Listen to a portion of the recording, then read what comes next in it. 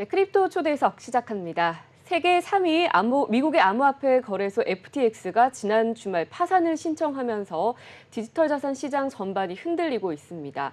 일각에서는 이번 사태가 지난 2008년 있었던 리먼 사태가 이 금융시장 전반에 충격을 준 것처럼 암호화폐 시장 전반에 악영향을 끼칠 수 있다는 우려가 나오고 있는데요. 이런 우려 속에서 또 올해가 얼마 남지 않은 만큼 내년 거시경제 전망에 대해서 미리 준비해보는 것도 중요할 것 같습니다.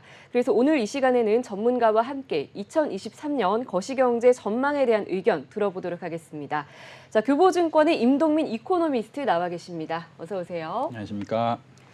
자, 먼저 본격적인 전망에 들어가기 전에 전 세계 디지털 자산 시장을 충격에 빠뜨렸던 이번 FTX 사태에 대해서 개인적으로 어떻게 보고 계시나요? 네, 크립토 시장의 그 약사장을 가중시킨 요인이 됐고요. 그래서 한 시가총액이 크립토의 시가총액이 한 20% 정도 하락을 했으니까 네. 이 사태만으로도 크립토 시장의 그 베어 마켓을 굉장히 가중시킨 요인이 됐었고, 근데 사실 그 이전부터 뭐 크립토도 그렇고 전통 금융시장도 굉장히 좀 위축세를 보이고 있었잖아요. 네. 그러니까 이런 것들이 한 번 더 충격을 주는 그런 사례가 됐다. 그래서 크립토 시장과 전통 시장이 지금 아주 좀 취약한 상태구나라는 부분들을 뭐 재확인한 사례가 될 것 같고요. 그리고 뭐 이제 크립토 시장을 본다라고 한다면은 이제 앞으로 이게 어떤 그 경로를 겪게 될 것인가 이런 게 이제 좀 관심을 갖게 되는데, 다른 쪽의 스테이블 코인이라든지 뭐 US 테더라든지 뭐 이런 쪽들로 더 이제 위험이 전이될지 아니면 여기서 차단이 될지 뭐 이런 것들이 이제 굉장히 중요한 것 같고, 그리고 이제 전통 시장과 좀 연관을 지어 본다라고 한다면은 뭐 지금 기관 투자가들이 그 FTX에 투자를 했거든요. 그래서 그 소프트뱅크라든지 뭐 블랙락이라든지 그리고 테마섹 이런 그 이제 주요 기관 투자를 했습니다. 그래서 이런 부분들이 이제 앞으로 어떤 손실 처리를 하고 이게 이제 그 아주 큰 기관 투자가들의 스탠스에 어떤 행보를 보이게 될지 뭐 이런 것들이 이제 주목되는 변수가 될 것 같고, 그리고 이제 벤처 투자 같은 경우에도 한 번 더 그 위축될 수 있는 그런 이제 충격이 되게 된 것 같아요. 전반적으로 좀 굉장히 좀 전통 금융시장과 크립토 시장이 동반 안 좋은 상황에서 한 번 더 충격을 야기한 사례가 되었다. 뭐 이렇게 평가할 수 있겠죠. 그러면은 뭐 이제 여러 가지 얘기들이 있고 좀 말씀을 주셨지만 이제 전통 그 금융의 주요한 투자자들 블랙락이라든지 뭐 테마섹이라든지 이런 곳에서 결국 이제 손해를 본 것이잖아요. 아직 뭐 이게 회수가 될지 어쩔지는 모르는 것이긴 합니다만 현재 상황으로 봤을 때 좀 쉽지 않다. 네. 이런 얘기들이 계속 나오고 있는 상황이고. 네. 예, 그렇게 되면 사실 제일 이제 크립토 투자자들 입장에서는 좀 걱정하는 것이 2020년에 이 비트코인 가격이 그리고 암호화폐 시장 전체 가격이 부양됐던 것이 어떻게 보면 미국에 있는 기관 투자자들이 이제 적극적으로 투자에 개입을 하면서 그렇게 됐다라고 보는 것이 지금 정설인데, 그 돈이 또 다시 다 빠져나가진 않을까? 뭐 또 이런 걱정들을 하는 것 같아요. 그러니까 뭐 제가 전통 금융시장의 모든 뭐 참여자들을 다 알 수 있는 건 아니지만 네. 뭐 대체적으로 뭐 제가 생각하는 것도 그렇고 이 사건 자체로 뭐 비트코인이나 뭐 이더리움, 블록체인과 그 나름대로의 어떤 그 생태계의 근간이 되는 크립토 커런시에 대해서 그 회의감을 또 번지는 것 같지는 않습니다. 그러니까 지금까지는 그런 것 같지는 않고, 그래서 그 본질적인 어떤 그 크립토와 블록체인의 기술 그리고 크립토의 금융의 어떤 그 혁신성 뭐 이런 것들을 보는 투자는 제 생각에는 이어질 것 같고요. 네. 그런데 이제 그것과 관련된 서비스들, 그것과 관련된 서비스들이 다소 좀 그 굉장히 좀 크기나 중요성에 비해서 안정성을 갖추는 것에는 좀 미흡했다라는 부분들을 좀 재확인할 것이고, 그래서 관련된 서비스에 투자하는 것들은 좀 더 신중해지고 뭐 규제도 좀 강화되지 않을까 뭐 그런 생각이 듭니다. 그러니까 이전보다 좀 더 깐깐해질 수 있다. 네. 오늘 모신 것은 사실 2023년 거시경제 전망. 사실 원래 이제 그 크립토 투자자들은 거시경제에 일도 관심이 없었거든요. 왜냐하면 비트코인 가격은 따로 움직이니까 라는 믿음이 있었는데 작년부터 이제 나스닥이랑 커플링 되는 기간들이 좀 네. 실제로 늘어나면서 이게 산업에 좀 이렇게 레거시 금융이나 어떤 레거시 산업에 편입이 되다 보니까 이런 현상이 발생하나 보다 여기까지는 인식이 온 것 같아요. 그래서 요즘에 보면은 크립토 투자자들도 거시경제, 뭐 매크로 분석 이런 것들을 좀 많이 찾아보는 추세거든요. 네. 2023년 거시경제 전망은 좀 어디부터 오늘 굉장히 큰 주제인데 네. 어떻게 전망하시는지. 그러니까 올해 같은 경우가 인플레이션이 발생이 되면서 이제 순차적으로 경기 둔화가 온 것 같아요. 네. 그리고 뭐 사실상 이제 미국 같은 경우에는 상반기에 경기 침체를 기술적인 경기 침체를 겪었습니다. 2분기 연속 경제가 마이너스 성장을 했기 때문에 그러니까 이런 이제 인플레이션이 발생이 되고 순차적으로 경기가 위축을 받는 것들이 이제 초기에 발견됐다라고 한다면 네. 내년부터는 이제 본격적으로 경기 위축되는 그런 국면으로 진입을 하게 될 것 같아요. 그래서 많은 분들이 좀 이제 간략하게 볼 수 있는 것들은 경제 성장률, 네. 전 세계 경제 성장률, 뭐 미국과 유럽의 경제 성장률, 뭐 한국의 경제 성장률, 중국의 경제 성장률, 뭐 이런 것들인데 되게 중요한 거시적인 이제 그 성과가 되는데 그게 아주 낮아지게 될 것 같고요. 그리고 뭐 심지어는 이제 마이너스 성장을 하게 된다. 네. 그런 것이 이제 본격적으로 오는 시점이 내년이 될 것 같습니다. 약간 이 매크로 개념에 좀 익숙치 않은 분들은 마이너스 성장이라는 게 도대체 뭐를 의미하나, 뭐 소비가 마이너스가 된다는 것인가, 아니면 뭐 생산이 마이너스가 된다는 것인가, 이런 궁금증이 좀 있을 것 같은데요. 부연 설명 좀 부탁드립니다. GDP 성장이 마이너스 된다라는 얘기고요. 네. 뭐 GDP라는 거는 국내 총 생산이거든요. 네. 그래서 뭐 제품을 주로 제품이나 서비스를 생산하는 부분이 되겠죠. 네.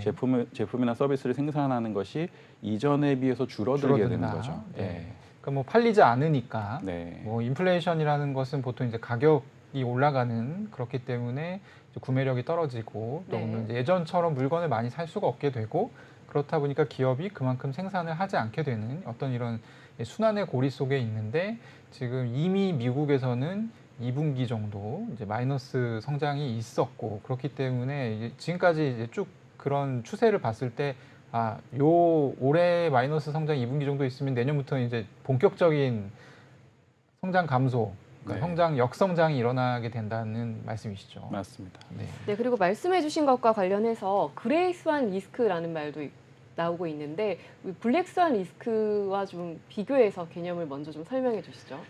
예, 제가 그레이스완 리스크가 올 수 있다라고 좀 이제 용어를 써봤는데요. 네. 이제 회색 백조. 백조. 네. 그러니까 네. 백은 백은 하얀 백조인데 네, 그렇죠. 네. 그러니까 회색의 새라는 얘기죠. 그렇죠. 네네. 그래서 이제 금융위기를 이제 일컬을 때 그런 블랙 스완, 화이트 네. 스완을 얘기를 해요. 네. 그러니까 화이트 스완이라고 하는 거는 이제 백조니까 되게 흔한 새죠. 네네. 그러니까 예측 가능한 금융위기를 화이트 스완이라고 합니다. 네. 블랙 스완이라고 하는 거는 흑조인데 네. 그거는 되게 발견하기 어려운 새잖아요. 그렇죠. 그러니까 예측하기 어려운 금융위기. 네. 이거를 이제 블랙 스완이라고 해요. 네.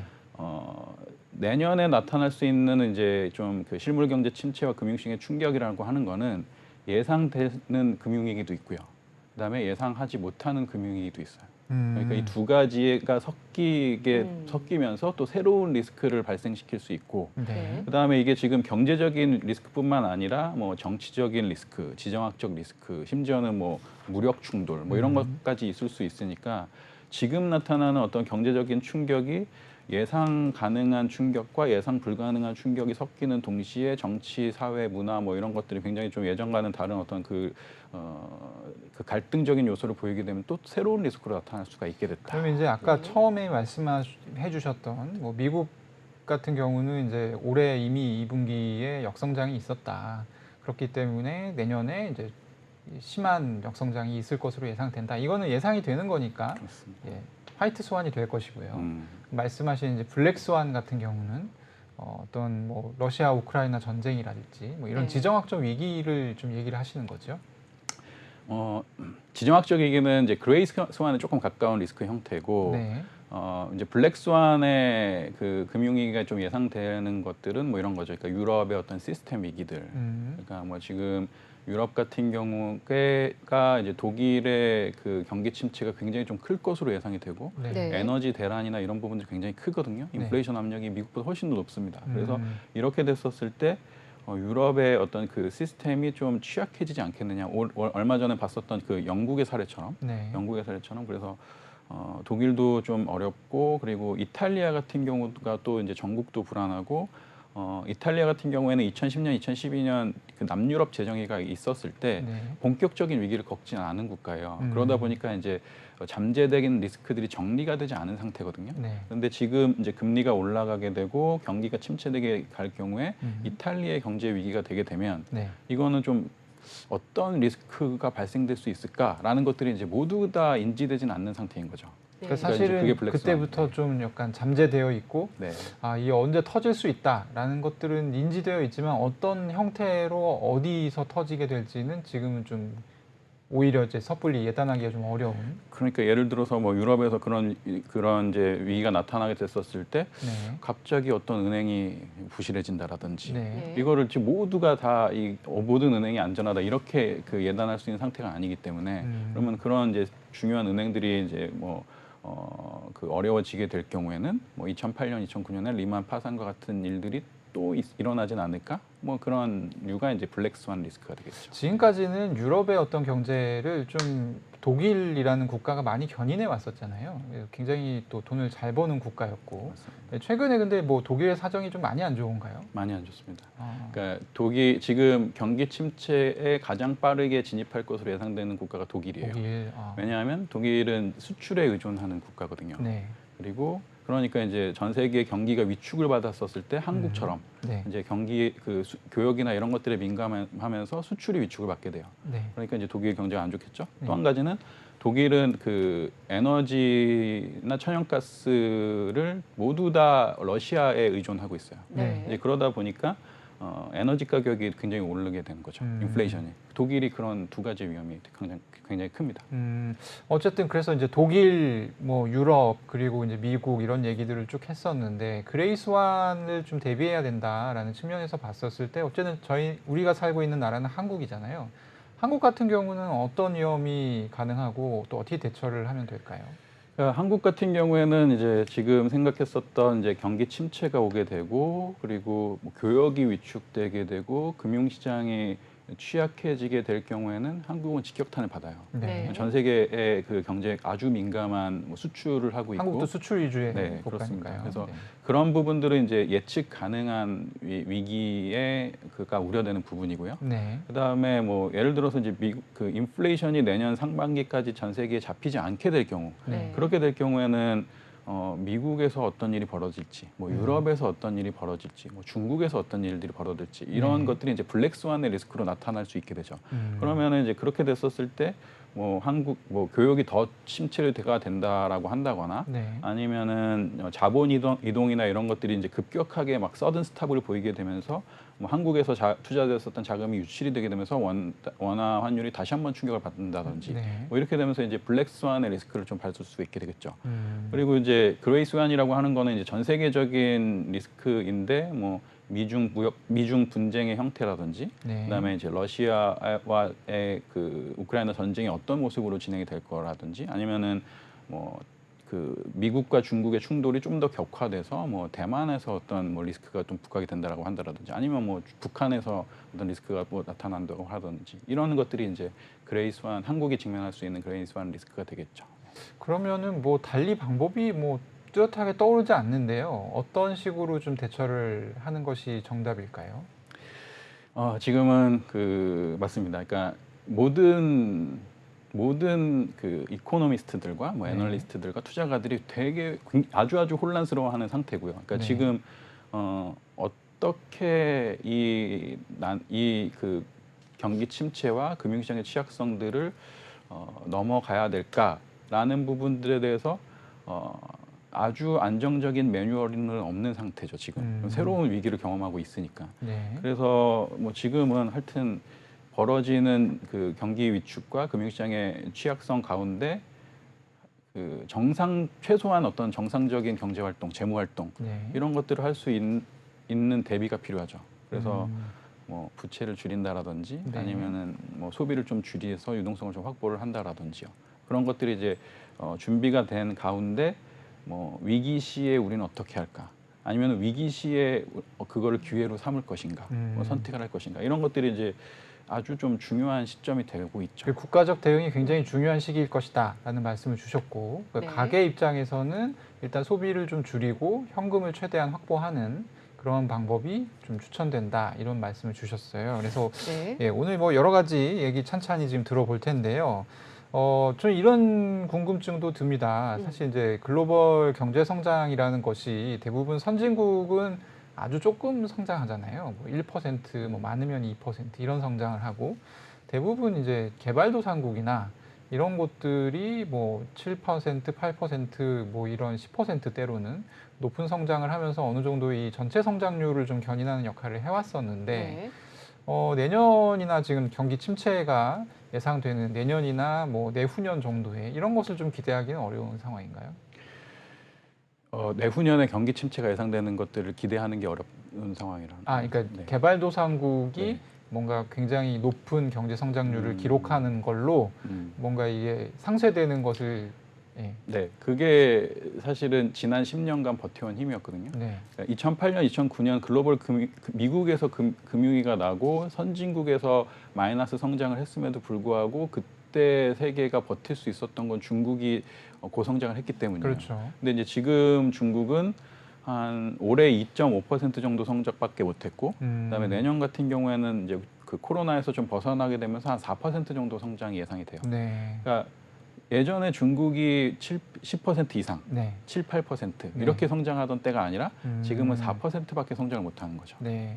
그런데 이제 그러면은 이제 중국 같은 고성장을 할 수 있는 그 다음 주자로 그 지목이 되는 곳이 인도입니다. 근데 인도 같은 경우에는 뭐 7% 정도의 성장세가 예상이 되긴 하지만 네. 그렇지만 중국과 같은 그런 그 부족분을 메워주는 그런 걸로는 부족하다. 그리고 인도 같은 경우에는 이제 공급망이나 이런 것들이 중국처럼 그 완벽하게 갖춰지지 않은 상태이기 때문에 네. 인도 자체도 거시경제 좀 취약한 상태이거든요. 네. 그러니까 지금은 선진국의 부진을 메꿔줄 신흥국이 지금 부족한 상태입니다. 일단 그 뭐 중국 같은 경우는 세계 공장이라고 해서 사실 이제 물가를 전반적으로 좀 낮춰주는 역할을 또 이전 20년 정도 수행하지 않았습니까? 근데 어쨌든 그 역할을 지금 할 것으로 기대되고 있는 나라가 인도인데 당장 그 역할을 할 수는 없겠다라는 말씀이시죠. 네. 네, 거시경제에 대한 이야기 나누고 있는데 조금 더 미시적인 부분을 한번 여쭤볼게요. 아무래도 많은 분들께서 인플레이션 우려에 대해서 참 올해 내내 인플레이션을 최고조로 겪고 지금 이 시점이 아마 최고조로 겪고 있지 않나 싶습니다. 12월에 또 한 차례 금리 인상이 좀 예고가 되고 있는데 오늘 나온 기사를 보니까요. 좀 연준 부의장이 금리 인상 속도가 느려질 것이다 이런 기사가 있더라고요. 혹시 이코노미스트께서는 어떻게 보시나요? 느려질 겁니다. 네. 느려질 거라는 것들을 이미 밝혔어요. 네. 그 9월 FOMC에서 그 결과에 그 연준 위원들이 향후의 금리 인상의 경로를 예상하는 것들을 이제 점도표라고 하거든요. 네. 그 점도표를 보면은 올해 말에 그 4%, 4.75%였나? 확실히 그 수치가 기억이 안 나는데 네. 그 11월에서까지는 75bp를 올리고 네. 그다음에 12월에는 50bp 를 50bp 올린다. 금리 인상으로 속도를 늦춘다라는 네. 것들이 예고가 된 상태였어요. 50bp는 0.5% 포인트를 얘기하시는 네, 거죠. 맞습니다. 비슷해 거죠. 네. 네. 그리고 내년으로 가게 될 경우에는 이제 추가적으로 9월 점도표상에서 보게 되면은 연준의 그 연방기금 목표 금리를 5%까지 올린다라는 게 이제 중간값으로 형성이 돼 있었어요. 그러면은 이제 분기당 뭐 한 번에 FOMC당 50bp 이하로 좀 내려갈 수 있는. 그렇죠. 그것이 이미 예고가 된 상태죠. 네. 자, 그런데 참 증시는 그 금리 인상 발표를 하는 당일에 보면요. 제롬 파월 연준 의장의 문장 한마디 한마디에 정말 실시간으로 증시가 좀 출렁이더라고요. 네. 그렇다면 이 올해 12월에 또 한 번의 금리 인상이 이루어지고 나서는 내년에는 좀 금리가 인하되는 추세로 좀 돌아갈 수 있을지 또 이에 따라서 증시는 또 어떻게 흘러갈지 거기에 대해서 좀 전망을 해볼 수 있을까요? 일단은 12월 FOMC에서 그 당일의 영향력은 이제 이전의 영향력보다는 줄어들 것 같아요. 네. 왜냐하면 이제는 이제 그 미국의 인플레이션이 그래도 이제 조금 감속을 할 수 있다라는 것들이 깔리고 있거든요. 네. 지표로서도 확인이 되고 있고. 그러니까 이제 그 이전까지는 인플레이션이 어떻게 될지에 대해서 연준 자체도 확신하기 되게 어려운 상태였던 네네. 거죠. 그러다 보니까 이제 뭐 성명서에서는 좀 완화될 것으로 좀 이렇게 비춰졌다가 제롬 파월이 기자회견을 할 때는 아니다, 우리는 그 인플레이션 굉장히 걱정하고 있고 그렇기 때문에 75bp를 계속 가야 된다라는 네. 것들이 확인이 되게 되면 이제 출렁출렁 거렸는데 그렇죠. 이제 지금은 그게 좀 공감대가 모아졌죠. 그래서 네. 인플레이션이 그래도 좀 감속할 수 있는 요인은 될 것 같다. 음. 그러면은 이제 그걸 성명서에서 확인을 하고 기자회견에서 인플레이션이 감속하는 것 같다. 미국이 이제 경기 침체를 받으면서 그러면은 이제 예상대로 가게 되면서 어떤 변동성은 줄어들게 될 것 같습니다. 그리고 이제 내년에 금리 인하로 갈 거냐라는 네. 부분은 이제 많은 분들이 얘기하시는 게 피봇이거든요. 네. 네. 그러니까 연준이 금리 인상을 하다가 금리 인하로 돌아설 수 있겠느냐라는 것들인데 이거는 확신할 수 있는 단계는 아닙니다. 네, 이제 인플레이션을 잡은 이후에 피봇을 논의할 수 있을 상태인데 네. 내년 상반기에 잡힌다고 보고 있지만 네. 확신할 수 없어요. 음. 그래서 지금 이제 미국이 내년에 금리 인하로 피봇을 할 것이다라는 기대감은 있지만 이거는 확신할 수 없는 상태입니다. 제 생각에는 1년 정도 유지할 것 같아요. 그러니까 이게 최근에 이제 11월 CPI가 나왔을 때 네. 생각보다 낮게 나왔었잖아요. 7.7%. 예, 그래서 갑자기 뭐 미국 시장 주식 시장이 환호를 하더니 그날 나스닥이 7.7% 넘게 상승을 했었죠. 네. 근데 사실 이제 이게 어떤 자산 가격 상승에 따른 인플레이션 이런 부분들을 이제 연준도 굉장히 좀 경계하고 있지 않습니까? 그런 측면에서 봤을 때는 쉽사리 내년에 이게 잡힌다고 해서 그 위원님 말처럼 어느 정도 좀 유지하지 않을까 이런 생각도 드는데 네. 어쨌든 지금 보면은 이 피봇을 만약에 내년에 안 한다고 해도 뭐 언젠가 할 것 같고 그게 예전의 예상보다 조금 더 피봇이 앞당겨질 것 같다는 생각만 들면 사실 주가는 반응을 하는 것 같거든요. 네, 맞습니다. 그런 것들을 좀 봤을 때 어떤 부분들을 투자자들이 좀 유의하면 좋을까요? 지금 그 피벗의 기대감을 너무 빨리 나의 그 주식이나 뭐 크립토 투자의 선택에 반영시키지 말기를 저는 권해드립니다. 왜냐하면 그건 확인할 상황이기 때문에 네. 그거를 제가 물론 뭐 빠르게 대응을 했다가 할 아닐 수도 것 있고, 아닐 것 아닐 수도 같으면은 다시 있으니까. 뭐 할 수 네. 있지만 네. 이제 좀 그 중장기적인 시계로 보면은 그것을 확인할 수 있는 확언해가지고 피벗을 예상을 해서 앞으로 금융시장의 상태가 올해보다는 더 나아질 것이다. 뭐 금리는 더 떨어질 것이다. 그렇기 때문에 자산 가격의 어떤 프리미엄은 저 증가할 것이다. 뭐 이런 생각을 갖고 좀 그 과도한 그 선택을 할 경우에는 예상대로 흐르지 않았었을 때 또 그 좀 어려워질 수 이것이 어려워질 수 이게 이제 있겠죠. 사실은 주식의 가격이라는 것이 네. 그 주 회사가 벌어들이는 순이익이 가장 큰 영향을 미치지 않습니까? 물론 네. 이제 시장 유동성도 큰 영향을 미치지만 음. 말씀하셨던 그 경기 침체 이것이 순이익에 사실 영향을 미칠 가능성이 높은 요소인 것이고 연준의 피봇 같은 경우는 시장 유동성 전체적으로 이제 좀 공급을 하게 되는 그런 효과가 있어서 자산 가격을 높여주긴 하지만 사실 그게 꼭 절대적인 요소만은 아니다라는 말씀이시죠. 네. 그러니까 제가 한 가지만 좀 첨부해서 말씀을 드리면은 네. 이제 연준 같은 경우에 네. 지금 그 확실하게 얻고자 하는 거는 뭐냐면은 긴축적인 그 통화 금융 정책 스탠스와 그것을 통해서 얻어지는 어떤 금융 억제 네. 이런 거를 가지고 미국의 소비를 위축시키겠답니다. 미국의 소비를 위축시키겠답니다. 그래서 그래서 자산 가격이 올라가면 또 이제 비상 주사 같은 걸 놓을 수 있겠네요. 그러니까 뭐 자산 가격이 올라갔었을 때 네. 소비자들이 소비를 늘리게 되면. 되면은 이제 그 연준이 이러면 안 돼라고 하면서 또 긴축을 할 수 있겠죠. 네. 그리고 이제 지금은 이제 금융 비용이나 이런 것들을 높게 당분간은 유지를 해서 그래서 이제 미국의 그 신용을 갖고 소비하는 영역들 있지 않습니까? 네. 뭐 자동차라든지 그리고 뭐 좀 이렇게 그 경기에 관련된 좀 소비재 네. 이런 것들을 좀 지금은 좀 위축을 시켜야겠다라는 생각이 확고하죠. 왜냐하면 인플레이션을 잡아야 되니까. 네. 이런 환경들이 내년 상반기까지는 연준이 얻고자 하는 정책 효과예요. 네. 자, 환율 얘기를 좀 해볼게요. 환율이 1,490원대까지 올랐다가 1,300원대로 또 며칠 만에 떨어졌습니다. 이 환율 변동성에 대해서 현재 어떻게 보고 계신가요? 어지럽습니다. 그러니까 정말 그 그 1,300원 이상 그리고 1,400원 이상을 계속 돌파해서 1,450원 정도까지 그렇죠. 네. 이 정도까지 가게 됐었을 때 진짜 브레이크 없이 상승을 했거든요. 네. 그렇죠. 네.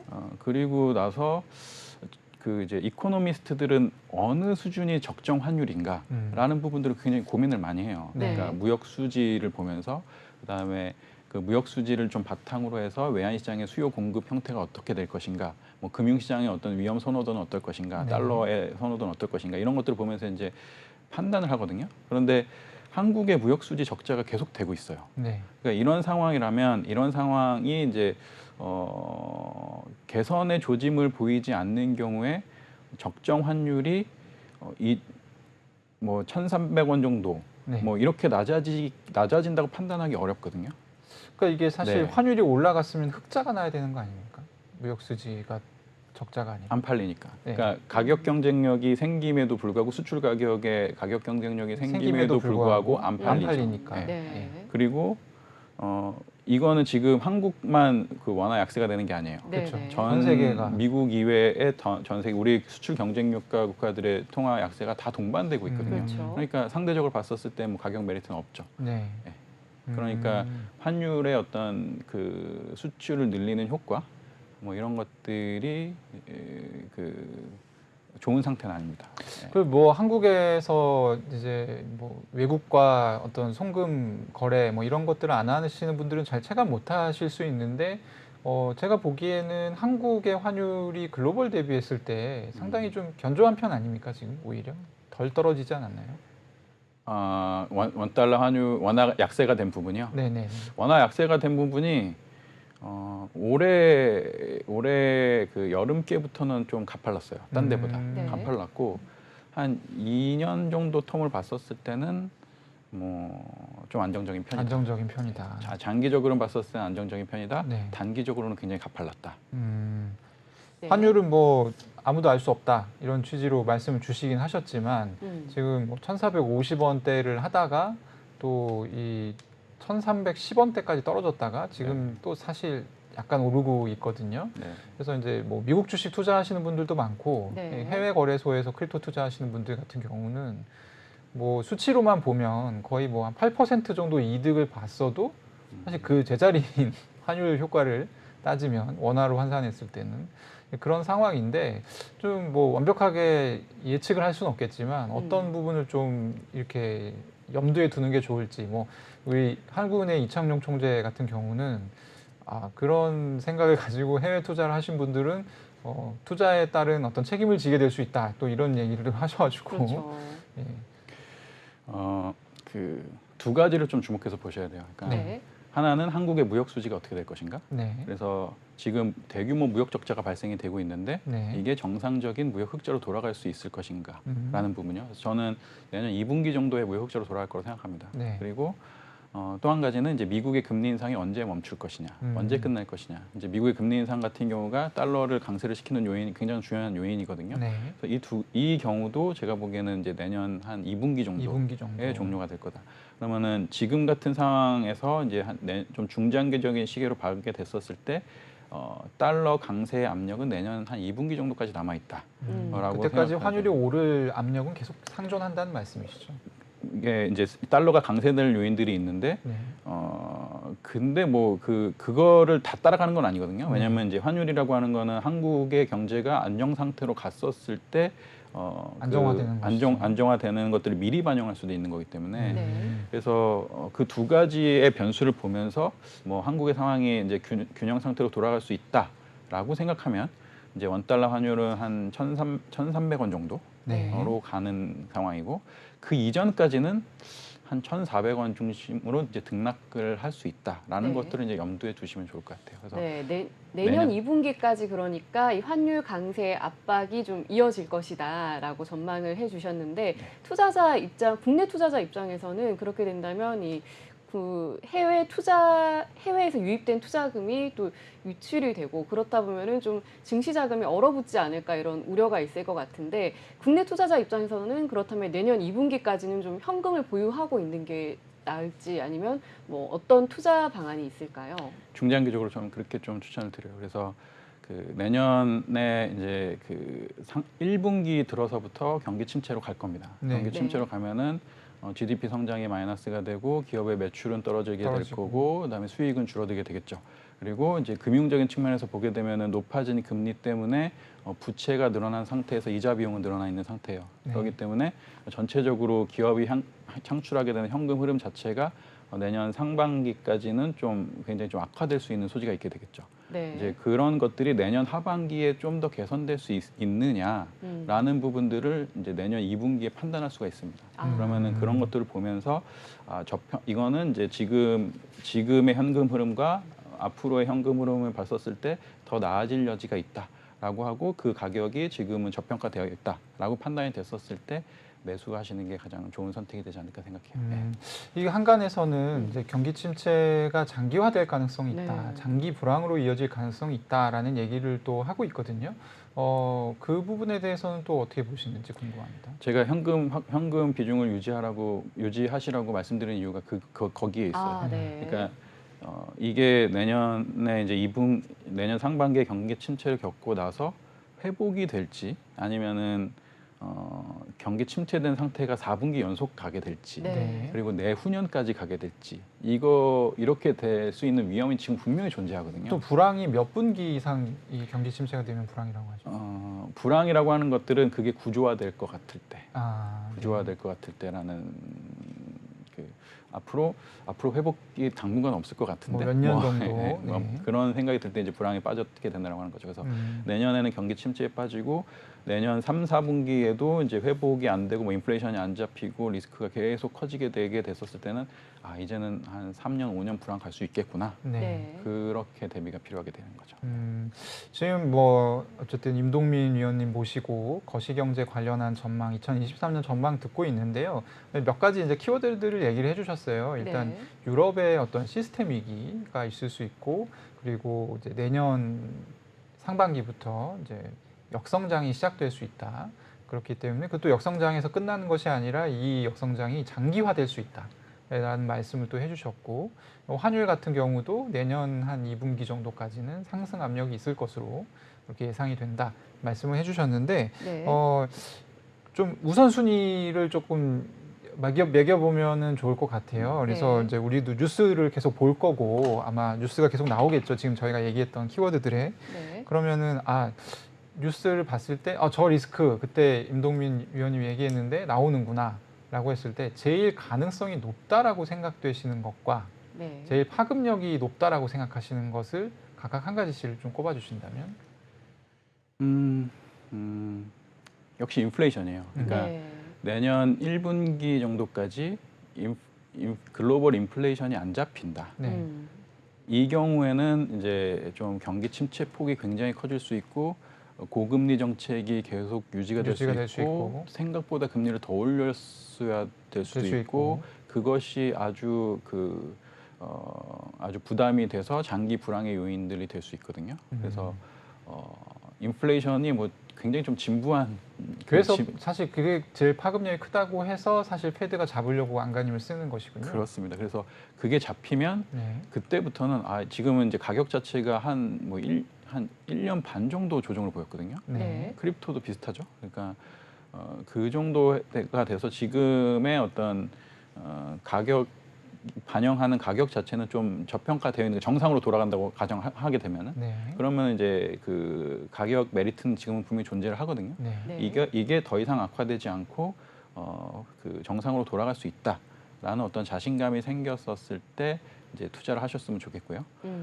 리스크가 커지는 경우는 지금 저는 유럽이요. 그러니까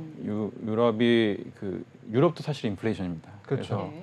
유럽에서 이제 독일의 경기 침체가 생각보다 더 커지지 않겠느냐.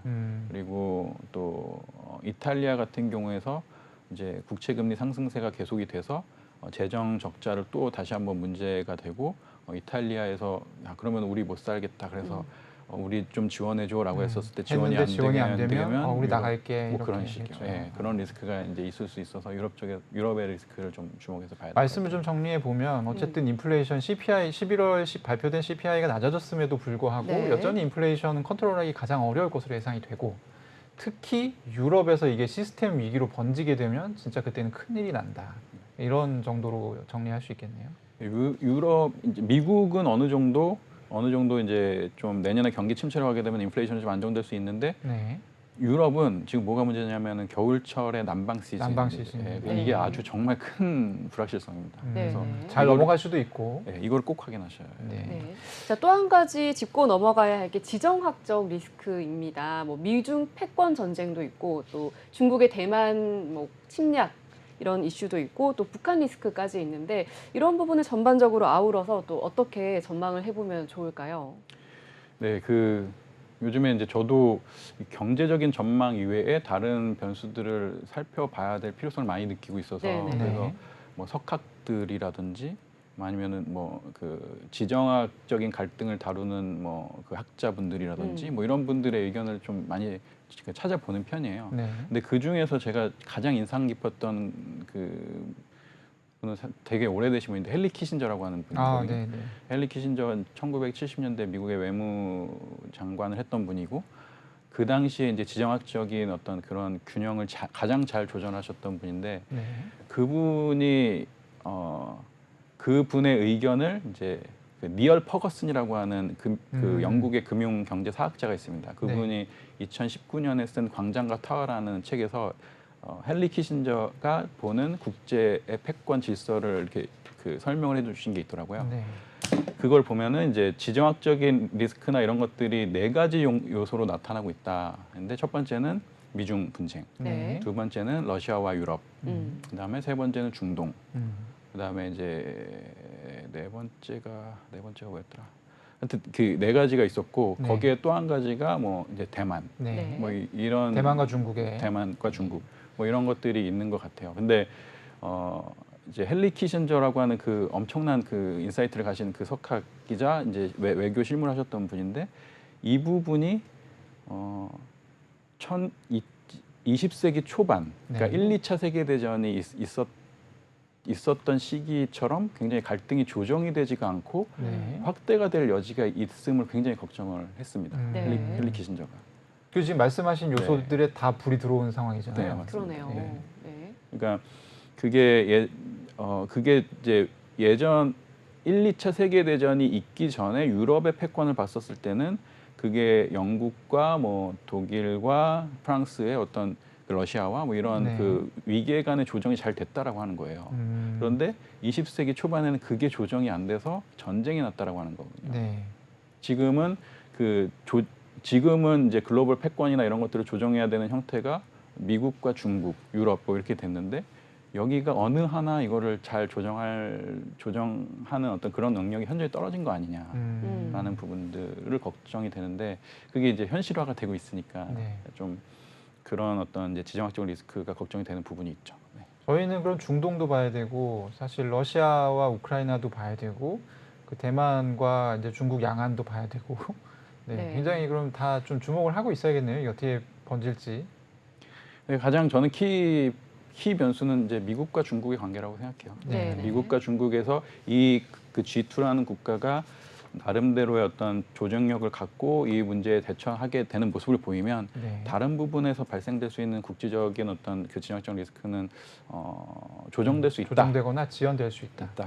그런 어떤 관점을 가질 수 있고 미국과 중국이 계속 이렇게 막 불확실한 상태에서 계속 서로의 어떤 갈등 요소를 높인다라고 네. 한다면은 이 지정학적 리스크가 어디서든 터질 수 있겠고 뭐 더 지연될 수 있겠네. 이 리스크가 더 지연이 될 수 있겠네라는 어떤 그런 우려를 가질 수 있을 것 같아요. 마침 어제 오늘 사이에 이제 미국이랑 중국이랑 3시간짜리 정상회담을 진행을 했다라고 하는데 그 결과를 좀 기대해 봐야 되겠습니다. 저희 맞습니다. 입장에서는. 네.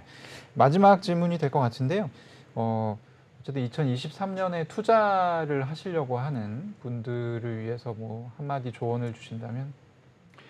네, 그 위기는 항상 기회가 돼요. 네. 그러니까 금융시장 특히 이제 실물 경제 같은 부분들은 계속 좀 고통을 받을 수 있겠지만 지금은 아주 금융시장이나 위축이나 이런 것들 때문에 가격 자체가 굉장히 낮아져 있는 상태입니다. 네. 그래서 근데 그 낮아진 자산을 앞으로 이제 우량화될 그런 좋은 자산들을 내 투자 투자의 포트폴리오로 담을 수 있는 그런 기회거든요. 네. 네. 그러니까 그런 기회가 이제 현금이나 이런 것들이 확보가 있어야만 또 가능해요. 그러니까 그런 것들을 할 수 있을 준비를 해놔야 되겠죠. 네, 자 오늘 2024년 거시경제 전망과 또 앞으로의 투자자의 입장까지 잘 들어봤습니다. 오늘 말씀 감사드립니다. 감사합니다.